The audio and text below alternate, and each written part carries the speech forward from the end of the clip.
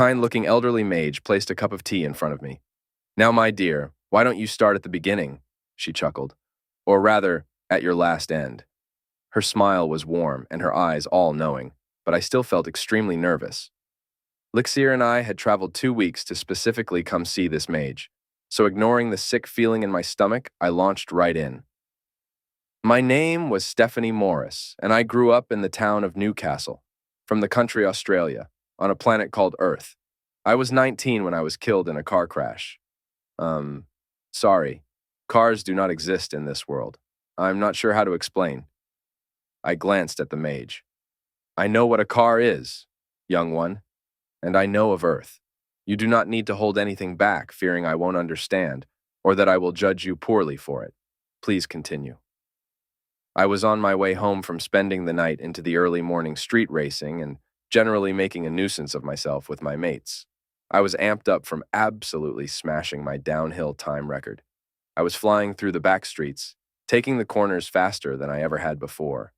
As I drifted around the last bend before my house, my car blew the front right-hand tire, and I lost control. My car spun out, then smashed through the guardrail and cartwheeled down the embankment. Until 7 weeks ago, I didn't remember any of this. It wasn't until my 19th birthday in this life, as Zerod Warringford, that my previous life's memories started coming back to me. As Zerod, I grew up in the kingdom of Campbellford. You know of it, I assume. The mage nodded her head and gestured with her hand for me to continue. As Zerod, I am the only child of wheat farmers. When I was Stephanie, I had a twin sister, Jessica Morris.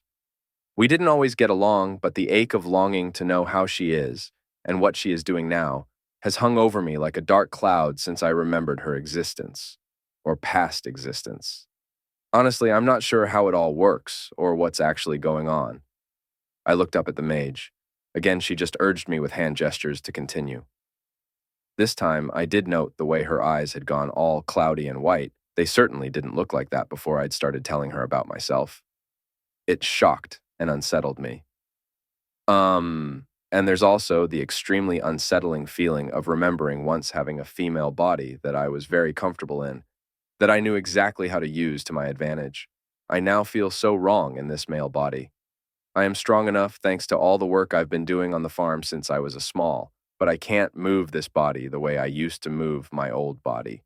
I think that has something more to do with the differences in the worlds and my different upbringings in each life, rather than the differences in gender. As Stephanie, I'd been flittering in and out of different dance classes and different martial arts disciplines my whole life, not to mention the reflexes I'd sharpened in my car and on the street. I do miss my car. I miss cars in general, but I am finding the memories of intimate relationships with both men and women from my past life the hardest to deal with. I am now overcome with all these new desires for things I have never experienced as Zerod.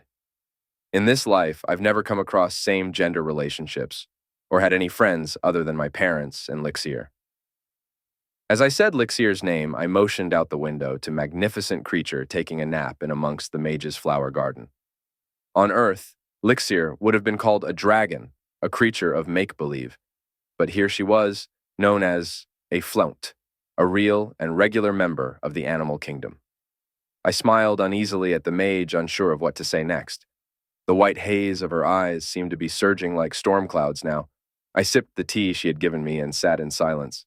The mage blinked a few times, and I saw her eyes return to their clear amber state. From drag racing in one life to dragon riding in the next.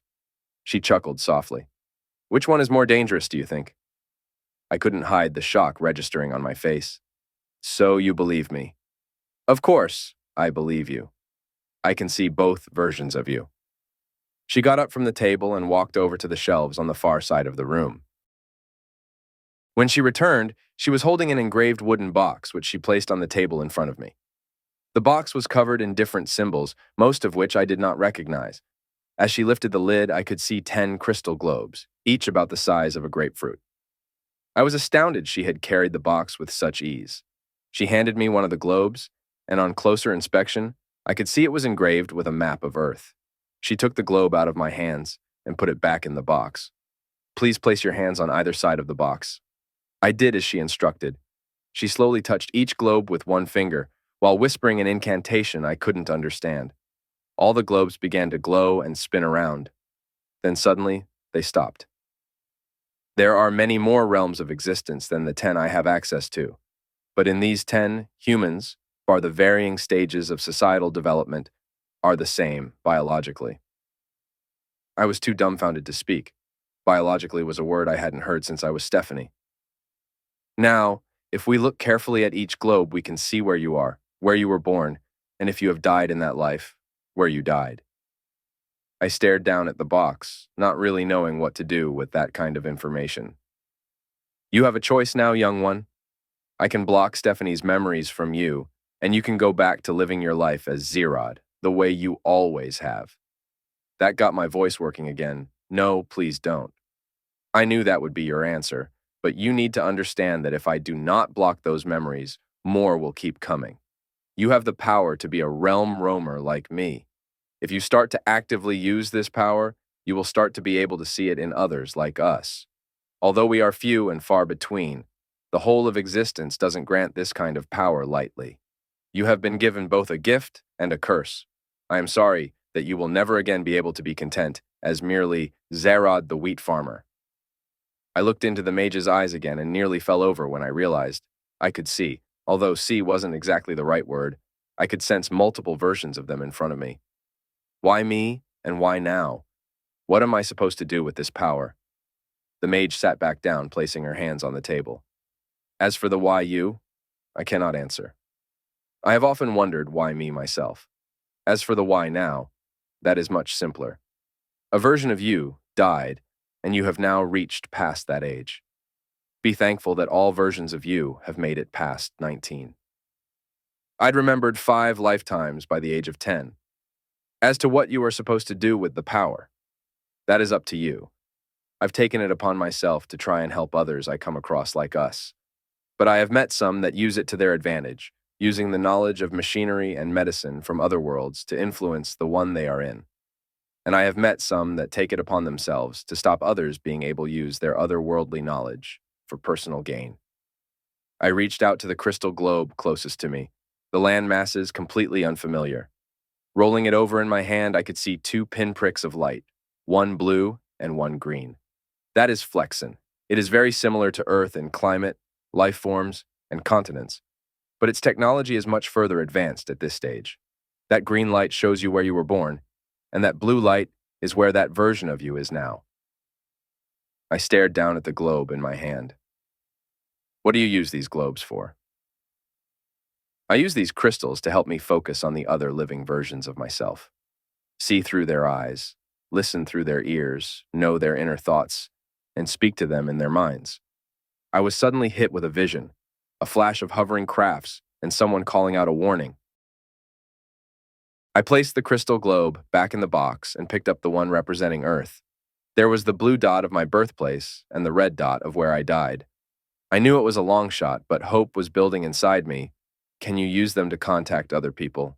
Could I contact my sister the same way? The mage sighed, leant across the table, and placed the palm of her hand on my forehead. We sat in silence like that for what felt like hours. She had her eyes closed, her lips whispering out more incantations I couldn't understand. Eventually, she opened her eyes, and I watched as they cleared from swirling white back to clear amber again. Your souls do seem pure, young one. I hope they manage to stay that way. It is possible to focus through to a direct blood relative of a living version of yourself, and sometimes even a deceased version of yourself, but it becomes harder and harder the longer you are gone from that world. Hope was surging through every fiber of my being. I was physically shaking. How would I try to focus on my sister then? Well, I suspect you already are. Grasp the crystal with both hands, shut your eyes, and try to envision your sister as you last saw her. I was holding the image of Jessica as I'd seen her before I went out driving that night. She was curled up under a blanket with a book. I'd asked her if she wanted to come out with me. She turned me down as always, but oh, how glad I was that she had. The image in my mind flickered, and I thought I could hear the crashing of waves.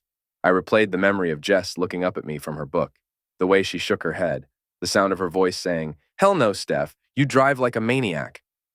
I was suddenly aware of being in 2 places at once. I could still feel myself sitting at the mage's table, holding the crystal globe, but I could hear and see Nobby's beach. I heard my sister sigh, and then through her eyes, saw her stand up and walk back to her car. She stood there, keys in hand, watching everyone go about their lives. She looked up to the sky, and I heard her mutter under her breath, "Please send me a sign." I wish I'd asked the mage for more guidance, but I didn't want to break the connection. "I love you. I miss you," I repeated over and over in my head, not knowing how to get the message through. Jessica dropped her keys and gasped, looking frantically around her. "Steph?" And that, folks, was a short story written by me titled Zerod Remembers. Thank you for watching. Lots of love from some dude named Sarah. Peace! Bullshit.